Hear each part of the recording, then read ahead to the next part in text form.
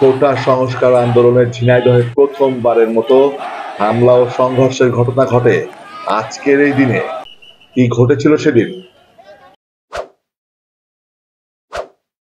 ঝিনাইদহে কোটা সংস্কারের দাবিতে আন্দোলনকারী শিক্ষার্থীদের উপর ছাত্রলীগের হামলার অভিযোগ উঠেছিল 2024 সালের 16 জুলাই। এ সময় 10 জন শিক্ষার্থী আহত হয় বলে জানা যায়। মঙ্গলবার সকালে শহরের উজির আলী স্কুল অ্যান্ড কলেজ মাঠে এ ঘটনা ঘটে।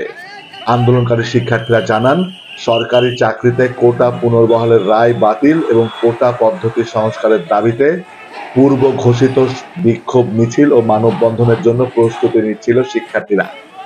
একে একে শহরের উজির আলী স্কুল মাঠে হাজির হতে থাকে শিক্ষার্থীরা। এ সময় তারা কোটা সংস্কারে বিভিন্ন ধরনের স্লোগান দিতে থাকে। বিক্ষোভ মিছিল শুরুর ঠিক আগ মুহূর্তে শহর থেকে লাঠি সোঁটা নিয়ে ছাত্রলীগের একটি মিছিল বের হয়। মিছিলের সামনে লাঠি হাতে জেলা ছাত্রলীগের সভাপতি সবজিব হোসেন ও সাধারণ সম্পাদক আল ইমরানকে দেখা যায়।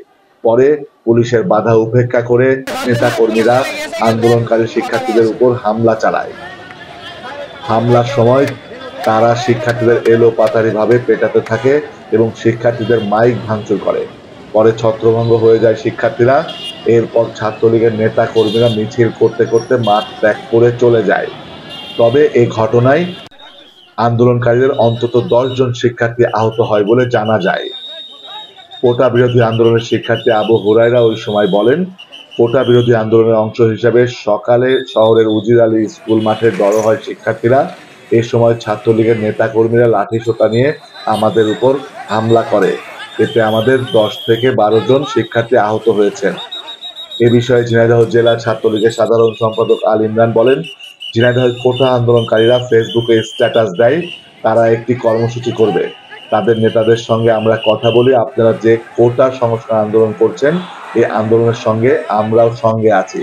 তবে আমাদের দাবি, আপনারা বঙ্গবন্ধু শেখ মুজিবুর রহমান ও প্রধানমন্ত্রী শেখ হাসিনাকে নিয়ে কোনো কটূক্তি স্লোগান এমনকি রাজাকার স্লোগান দেবেন না।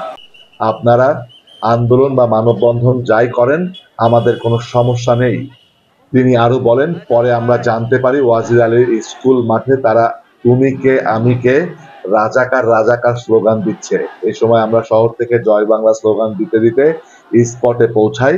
তখন তারা আবারও একই স্লোগান দিতে থাকে। আমরা আবারও স্লোগান দিলে তারা ভয়ে পালিয়ে যায়। তবে কিছু লোক তখন আমাদের সামনে যখন স্লোগান দেয় তখন ছাত্রলীগ নেতারা প্রতিহত করার জন্য যা দরকার সেভাবে মোকাবেলা করে।